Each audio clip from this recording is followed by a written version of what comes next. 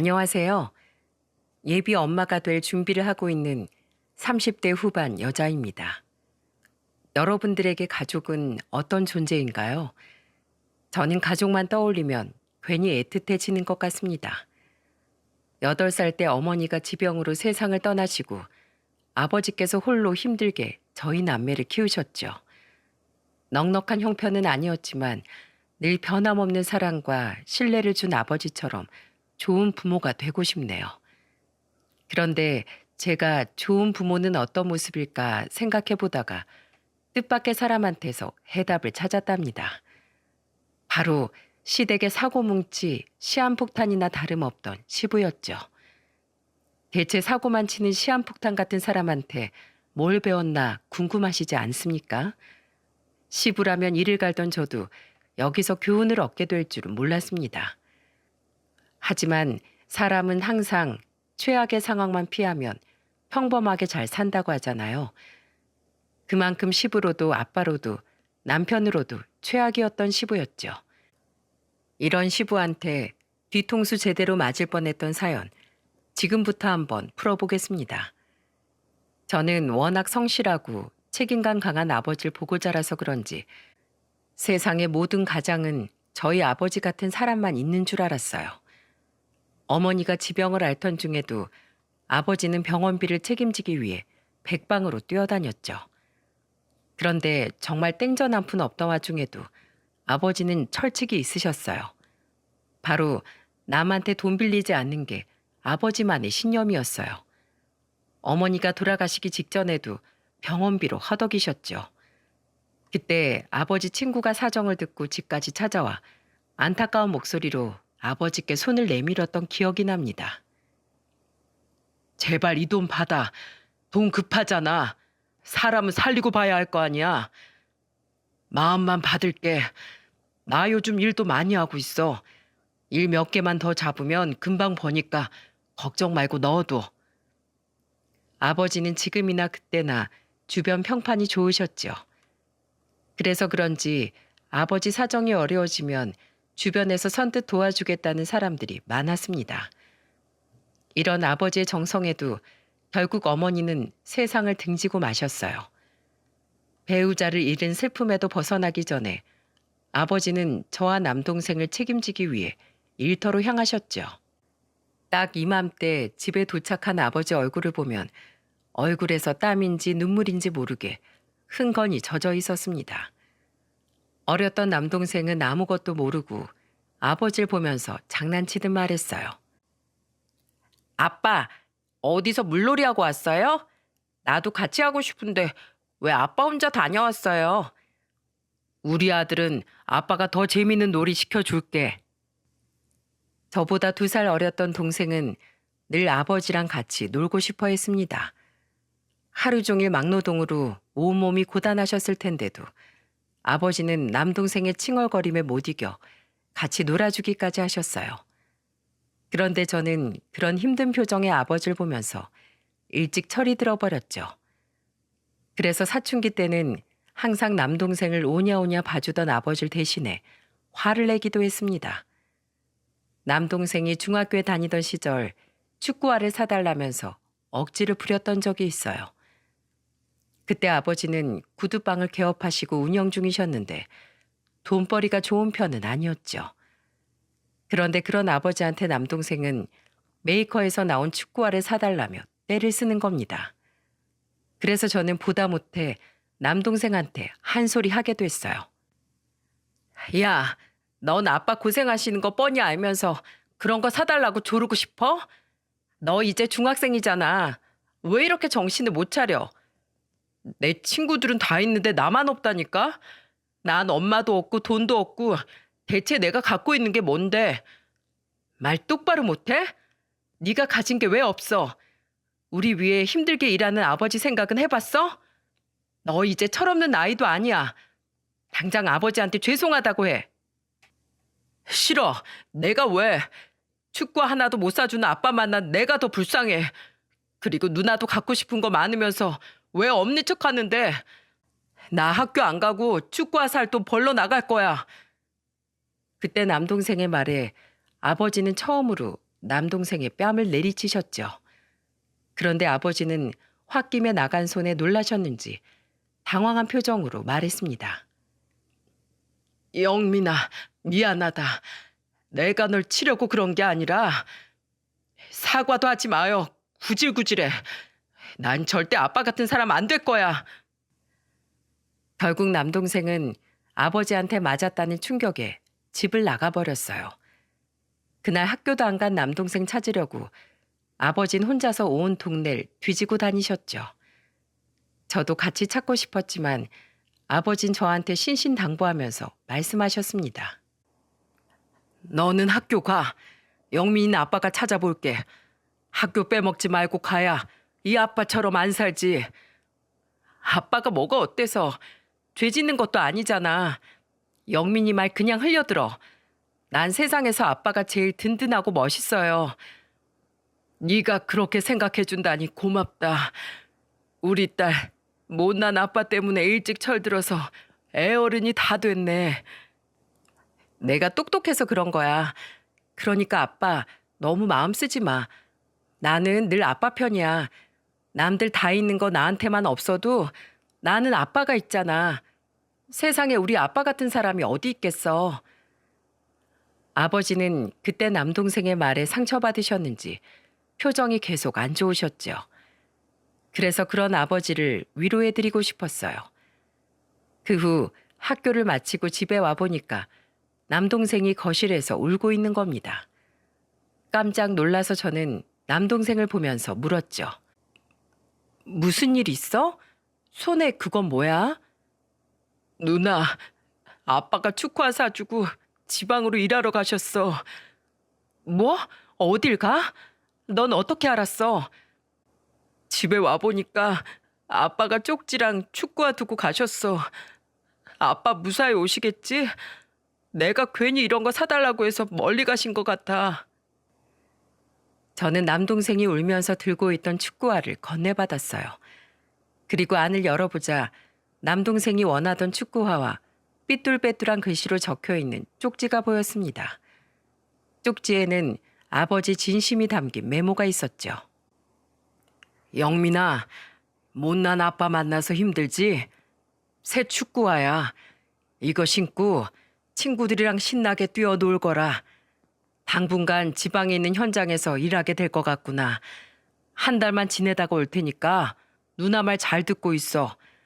아빠가 없을 땐 누나가 엄마라고 생각해. 공부 열심히 하고 있어. 구두방을 개업하기 전 막노동을 하시던 아버지는 급전이 필요하면 아는 분을 통해서 지방에 있는 건설 현장까지 가시곤 했어요.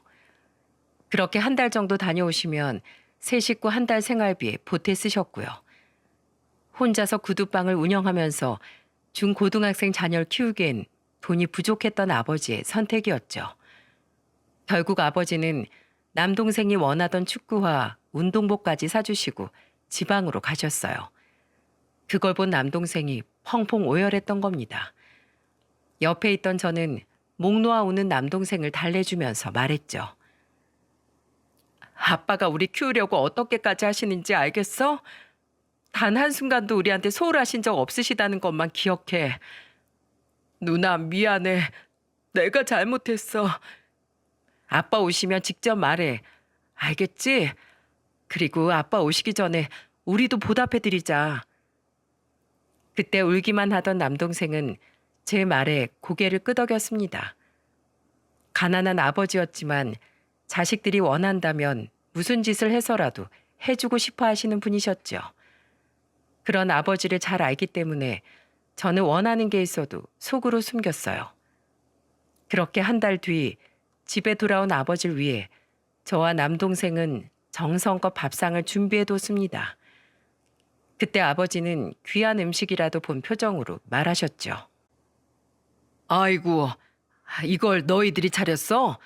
이 귀한 걸 어떻게 먹어야 되나? 내가 복도 많지. 자식들한테 이렇게 밥상도 받아보고. 입이 귀에 걸린 아버지 표정을 보니까 저도 너무 기뻤어요. 남동생은 그때 아버지를 보면서 조용히 눈물을 흘리면서 말했습니다. 아빠, 제가 죄송해요. 저 축구화 같은 거 필요 없어요. 그러니까 멀리 가지 마세요. 아빠 혼자 지내다 아프기라도 하면 어떡해요. 미안하다. 못난 애비 만나서. 죄송해요. 제가 못난 아들이에요. 죄송해요. 우리 아들이 어디가 못나? 원래 자식은 부모한테 어리광 부리면서 크는 거야. 아빠는 다 괜찮어. 그렇게 남동생은 아버지 품에 안겨서 한참을 울었죠. 돈이 없어서 힘들긴 했어도 마음은 늘 풍족했어요. 이렇게 든든한 아버지가 있는데 세상에 무서울 게 있겠습니까? 가방끈이 짧아서 어렵게 산다고 생각했던 아버지는 저희 남매 교육비에는 아낌없이 쓰셨답니다. 그 덕분에 대학교까지 졸업하고 번듯한 직장에도 취업할 수 있었죠. 그리고 남동생은 취업에 성공하고 받았던 첫 월급으로 아버지께 편한 신발과 용돈을 선물해 드렸어요. 아버지는 남동생의 선물에 깜짝 놀란 목소리로 말했습니다. 이제 돈 벌기 시작한 놈이 돈이 어디 있다고 이런 걸 다 사왔어?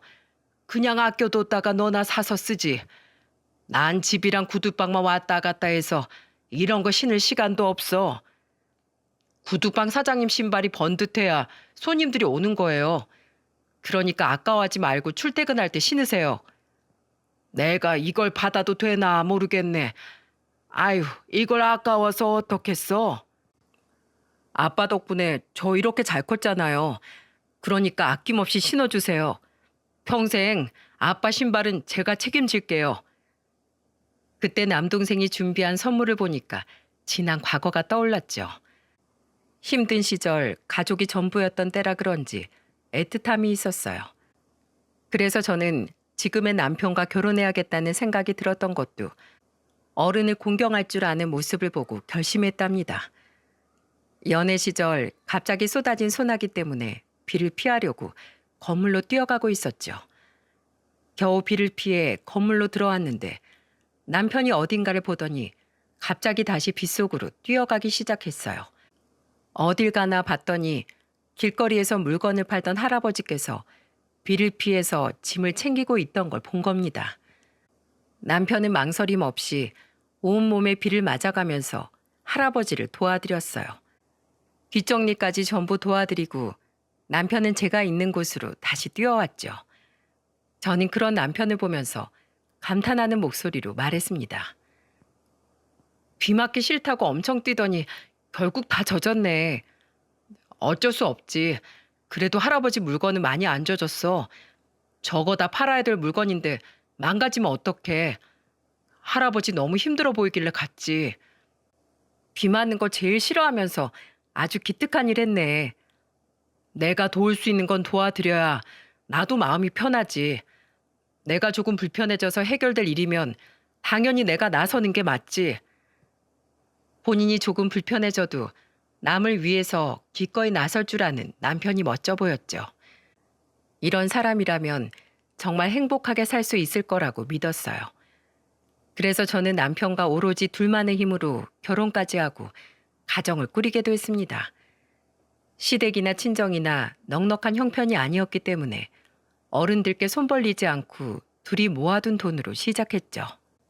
그런데 시모께서 결혼 후 신혼집에 와보시고 저한테 미안한 목소리로 말하셨어요. 네가 우리 집의 유일한 며느리인데 내가 해줄 게 없어서 미안하다. 다른 집 며느리들은 떵떵거리고 다닐 텐데 넌 그런 얘기 나오면 입도 뻥끗 못하겠네. 전 그런 자리 가지도 않아요. 뱁새가 황새 쫓다가 가랑이만 찢어져요. 전 대신에 절 이렇게 생각해 주시는 어머님이 계시잖아요. 떠드는 거 좋아하는 여자들 보면 피곤하기만 해요. 그래도 살다가 어려운 일 있으면 꼭 말하렴. 내가 너 위해서 그런 거 하나 못하겠어? 걱정 마세요. 저도 어지간한 어려움에는 끄떡 없어요. 시모는 늘 저한테 해준 게 없다면서 미안해 하셨어요. 하나 있는 며느리한테 좋은 걸 해주고 싶어 하시는 마음으로도 감사했는데 어머니는 그 이상을 해주지 못한 게 미안하셨나 봅니다. 그래서 그런 얘기를 남편한테 했던 적이 있었습니다. 그러자 남편은 저한테 과거에 있던 가정사에 대해 말해줬죠.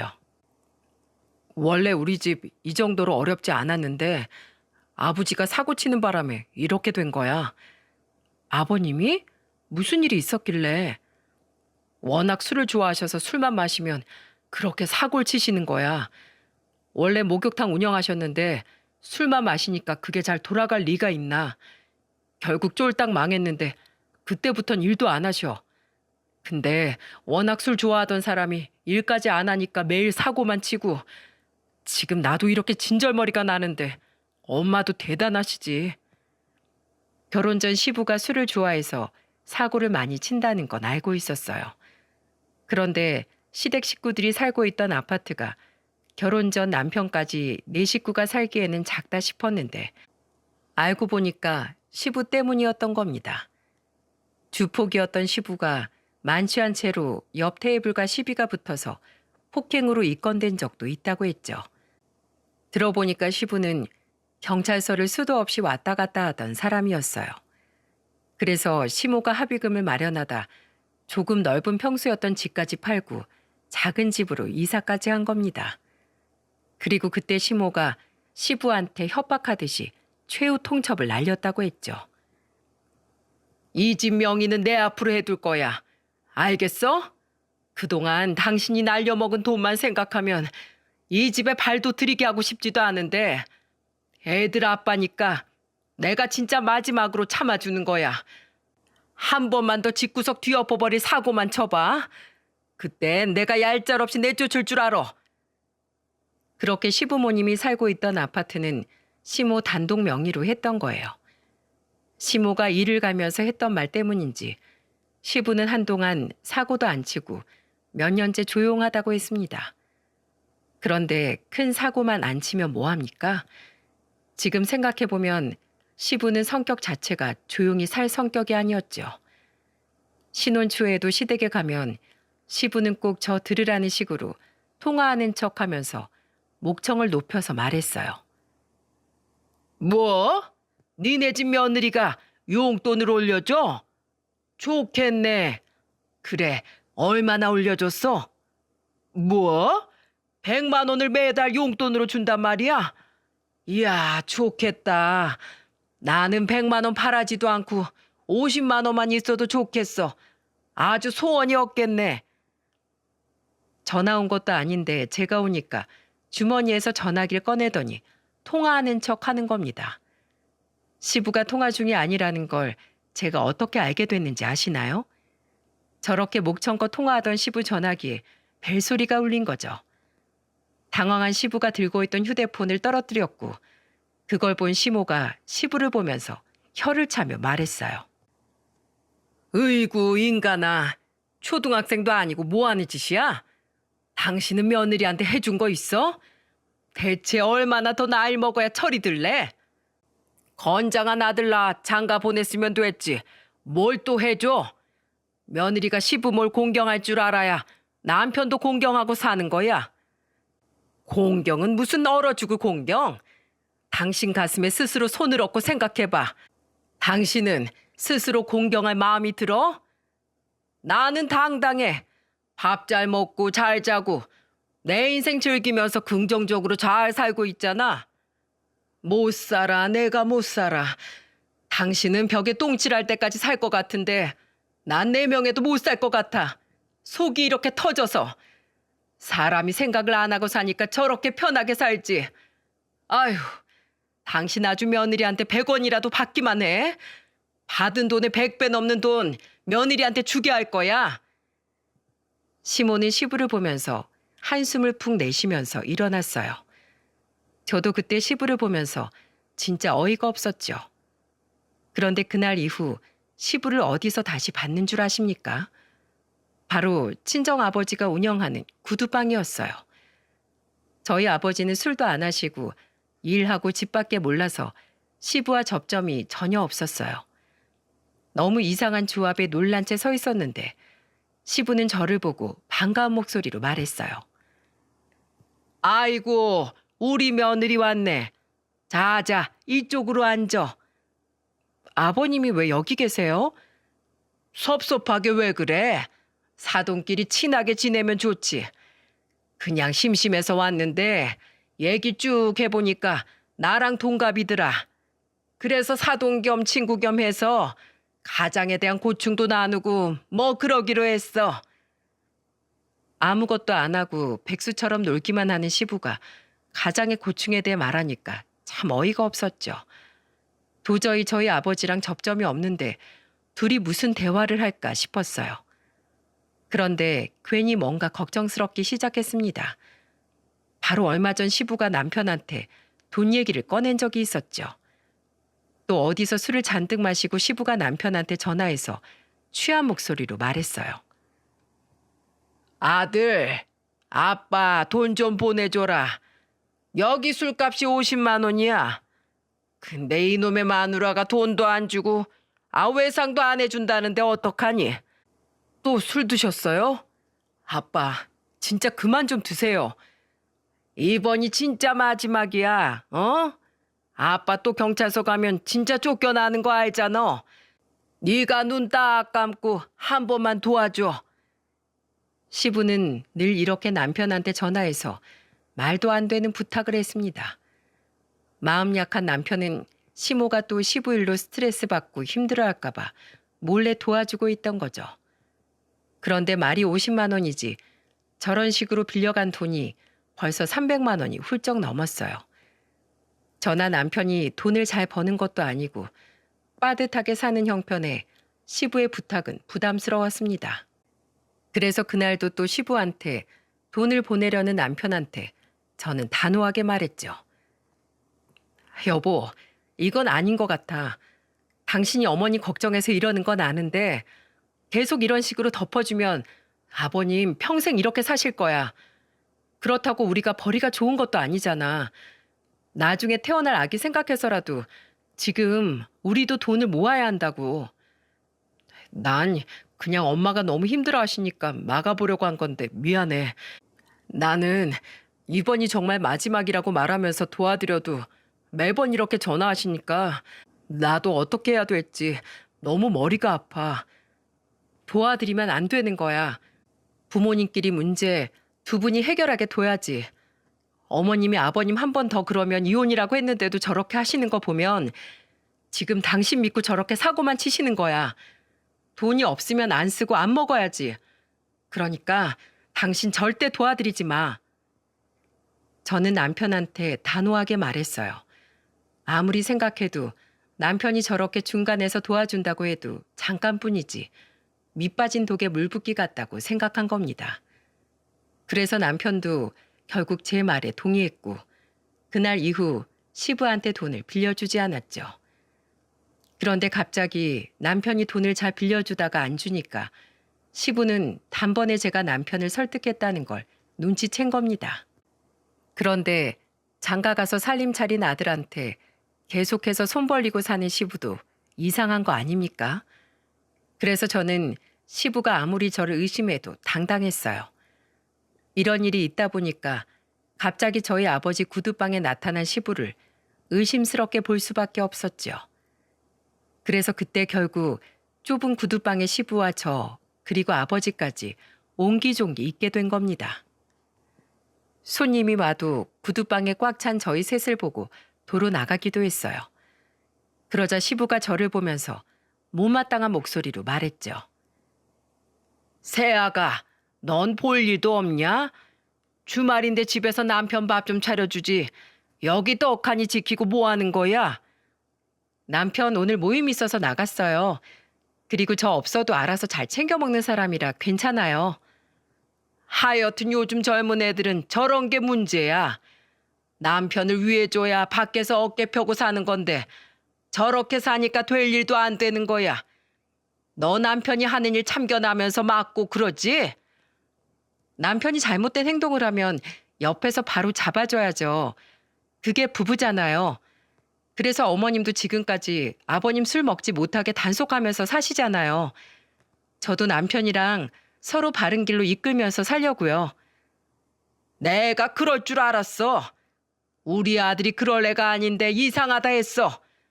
내가 도와달라고 하면 한밤중에도 돕던 애야. 이래서 여자를 잘 만나야 되는 건데 원. 그 순간 시부의 입에서 나오지 말아야 할 말이 나온 겁니다. 어떻게 저런 말을 사돈이 있는 자리에서 할 수 있는 건가요? 저는 대낮에 시부가 낯술이라도 했나 했어요.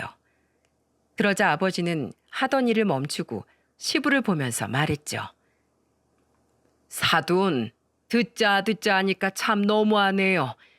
제 앞에서도 이렇게 말하시는데 저 없는 자리에서는 더하면 더했지 덜하진 않을 것 같은데요.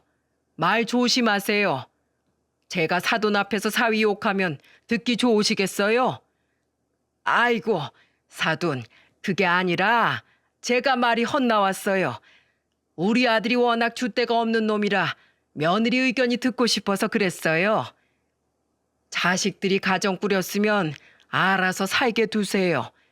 괜히 옆에서 감나라 배나라 하면 잘하던 일도 못해요. 사공이 많으면 배가 산으로 간다니까요.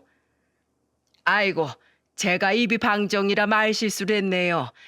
사돈, 오늘은 제가 가보고 다음에 다시 오겠습니다. 기분 푸세요. 다음에 같이 술이나 가볍게 한잔해요.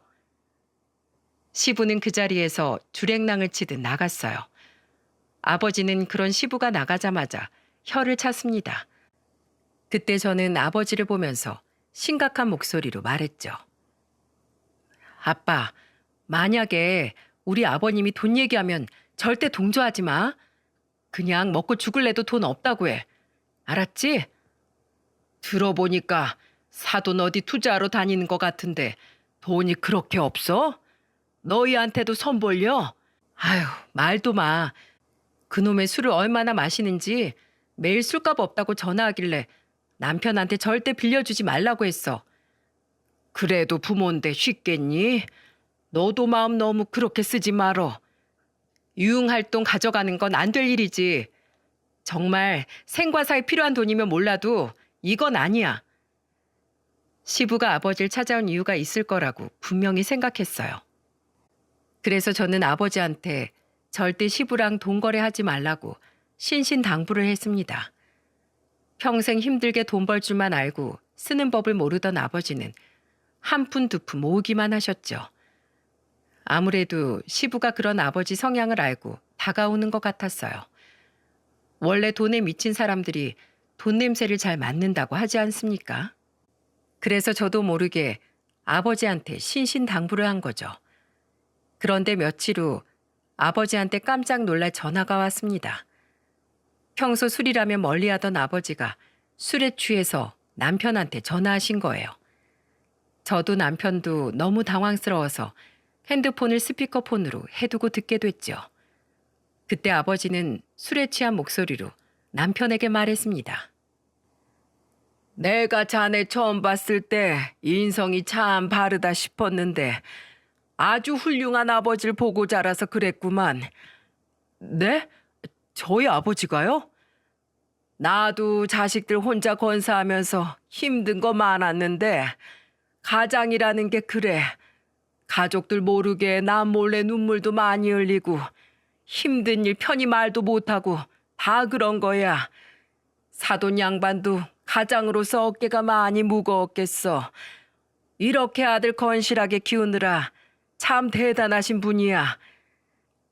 대체 무슨 말을 들었길래 아버지는 시부가 가장으로 힘들었겠다며 목이 메어가면서 말을 하셨어요. 막상 그 소리를 들은 남편도 대체 이게 무슨 소리인가 하는 표정이었죠. 목욕탕 말아먹고 계속 백수로 놀고 먹던 시부가 무슨 가장으로서 책임을 아는 사람이겠습니까? 오히려 고생이라면 시모가 했으면 했지 백수였던 시부가 절대 알 리가 없었어요. 그래서 저는 전화기를 뺏어서 아버지한테 물었습니다. 아빠, 설마 아버님이랑 술 마셨어? 술도 못하면서 왜 그렇게 마셨어? 우리 딸. 좋은 사람이랑 마시니까 아주 술술 들어가네. 무슨 얘기를 했길래 그래? 지금 아빠가 한 말 중에 제대로 된 게 하나도 없어. 너도 그러는 거 아니야. 네 아빠 고생하는 거 봤으면서 네 시아버지 고생하면서 산 건 모른 척하면 쓰겠어? 시부모도 부모라고 생각하고 말 한마디도 좋게 좀 해. 이미 아버지는 시부의 말에 반은 넘어가 있었죠. 제 얼굴에 침뱉기 같아서 시댁 치부에 대해 말 안 하려고 했는데 아버지 상태를 보니까 꼭 짚고 넘어가야 할 것 같았습니다. 그래서 아버지한테 시부에 대해 오해하는 거라고 몇 번을 설명해 줬어요. 하지만 제 이런 노력에도 시부는 2년 동안이나 아버지 곁을 맴돌았죠. 그러는 사이 아버지는 주량도 늘어 있었습니다. 제가 결혼하고 2년 만에 아버지 주량이 늘어난 이유는 시부였어요. 매일같이 아버지 구두방에 출석 도장 찍듯이 들락거렸습니다. 이 사실을 알게 된 건 시부가 요즘 술값도 안 쓰는데 어디서 술을 마시는 건지 시모가 추궁하면서 알게 된 사실이었죠. 그때 시모는 시부한테 타박하는 말투로 말했습니다. 며느리 보기도 부끄럽지 않어? 왜 자꾸 사돈 영업하는 구두방까지 가서 술을 마셔? 사돈 양반 혼자서 외로울까 봐 그렇지.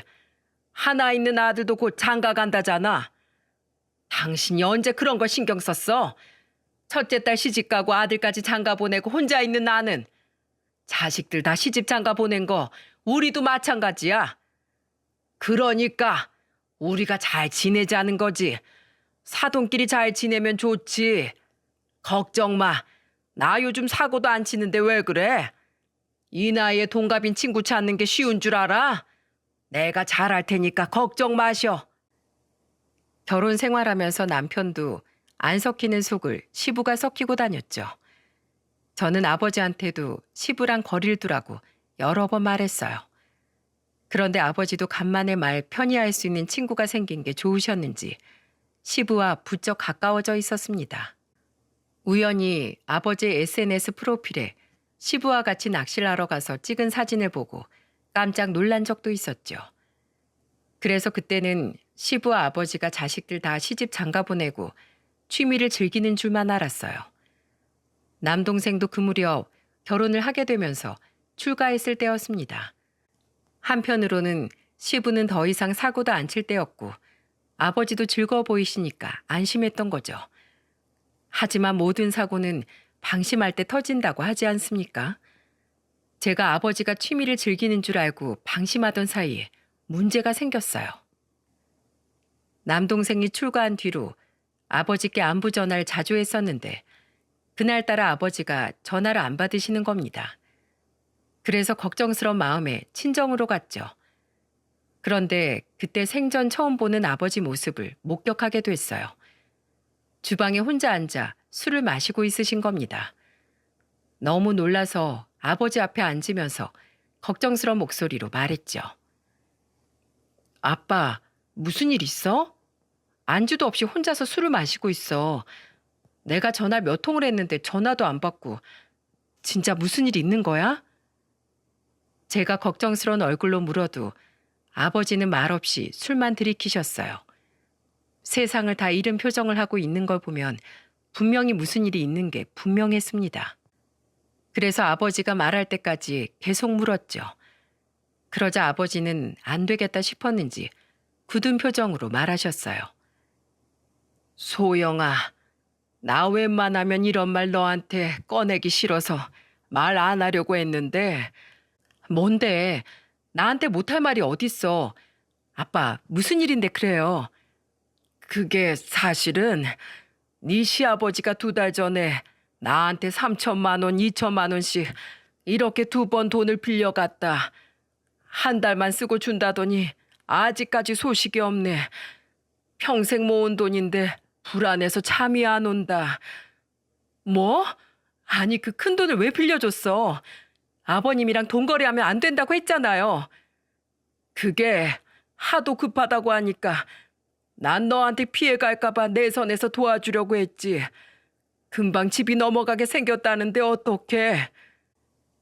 알고 보니까 시부는 아버지한테 집 담보 대출 받은 게 밀려서 시댁집이 넘어가게 생겼다고 말한 거죠. 그래서 아버지는 시댁이 어려우면 저한테 피해가 올까 봐 그걸 막아주려고 했던 겁니다. 그때 진짜 너무 화가 났어요. 그런데 이런 사실을 알았다고 해서 무작정 찾아가도 시부는 끝까지 오리발 내밀 게 뻔했죠. 그래서 아버지한테 걱정스러운 목소리로 물었습니다. 혹시 차용증이나 녹음 같은 거 해둔 거 없어? 그런 게 있어야 달라고 할 텐데. 그냥 술 한잔 하면서 나온 얘기라 증거도 없지.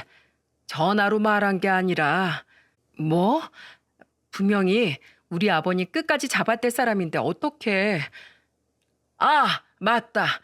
3천만 원은 둘이 있을 때 한 얘긴데 2천만 원 빌려달라고 했을 땐 들은 사람이 있어. 확실해. 그때 아버지는 무언가 떠오른 듯한 얼굴로 무릎을 탁 치셨어요. 그리고 아버지가 들려준 상황을 들어보니까 이 정도면 시부도 절대 오리발 내밀지 못하겠다 싶었죠. 어떤 방법으로 한량백수였던 시부한테 한 방 먹였는지 뒤에서 풀겠습니다. 그렇게 절망 속에 빠져있던 아버지는 저와 같이 시댁으로 갔어요. 시부와 전화로 풀려고 했지만 아주 노골적으로 전화를 피하고 있다는 걸 눈치챘죠. 그래서 저는 아버지를 모시고 무작정 시댁으로 갔습니다.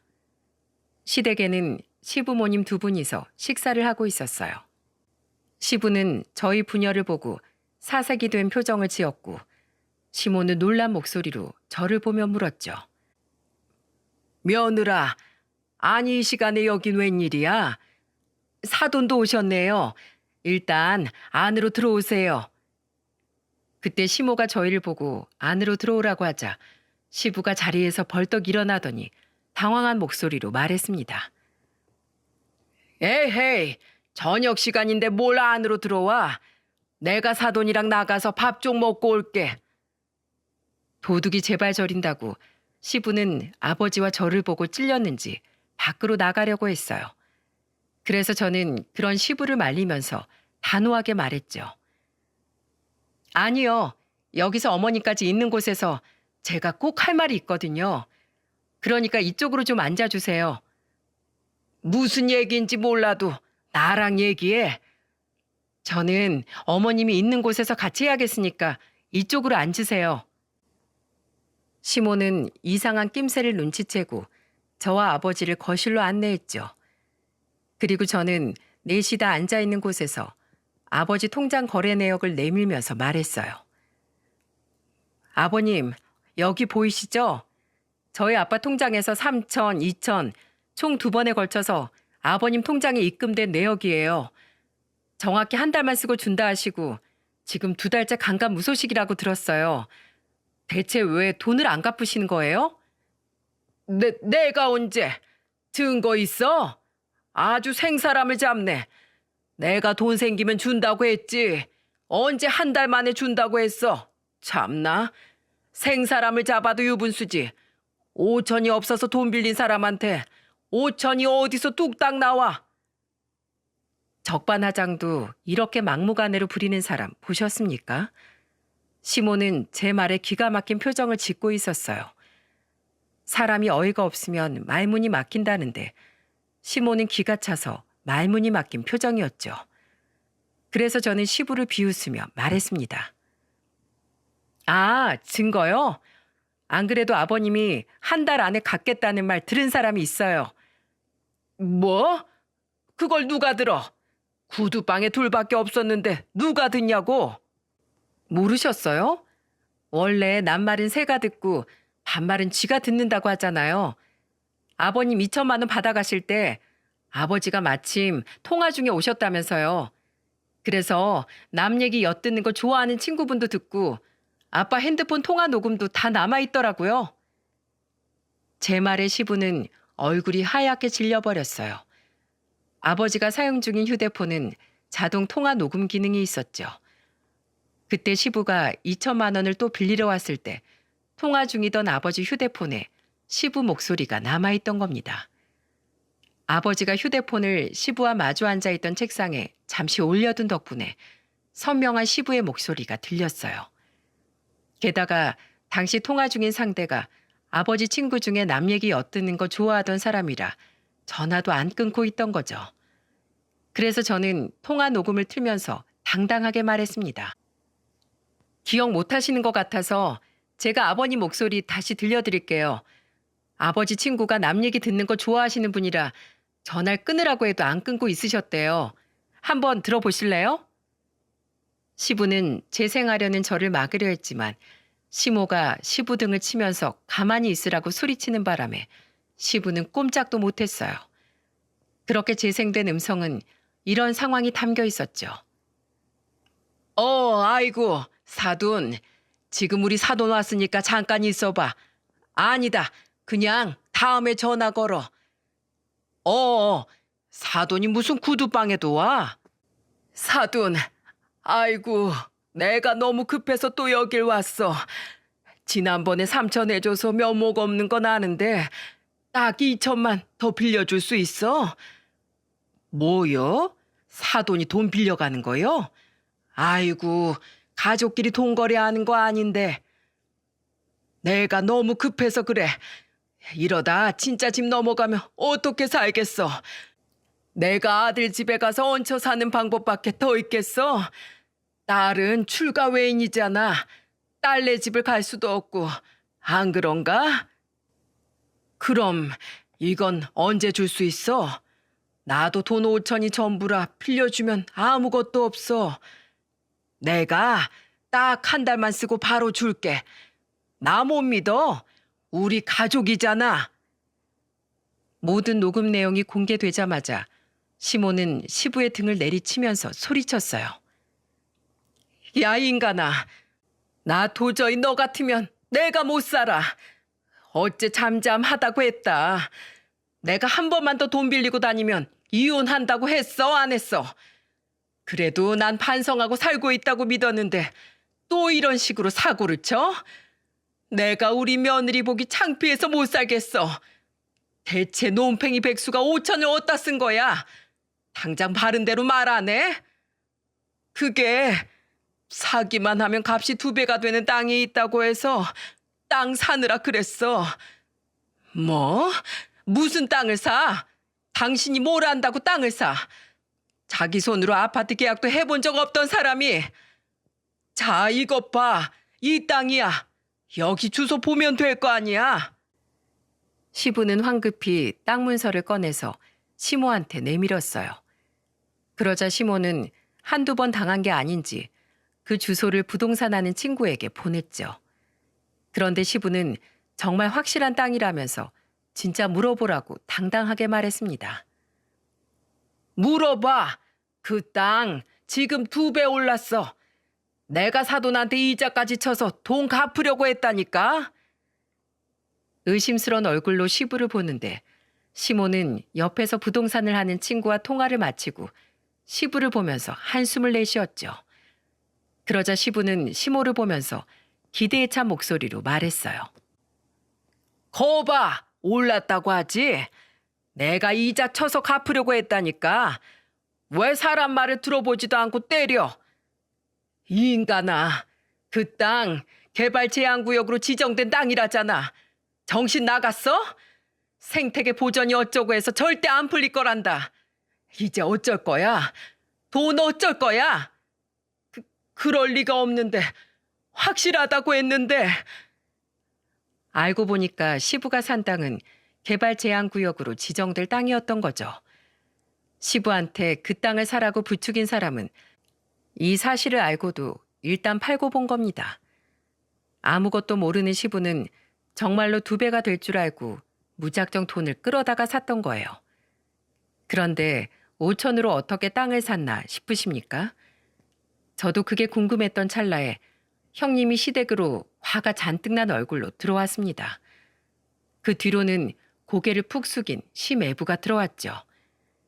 형님은 시부를 보고 소리를 지르면서 말했어요. 아빠, 어떻게 사위한테 8천만 원 빌려갈 수가 있어? 그거 우리 아파트 중도금 낼 돈이라고. 같이 사는 동안 돈으로 그렇게 속 썩였으면 제발 그냥 난 나대로 살게 좀 둘 수 없어? 왜 사위 돈까지 뜯어가?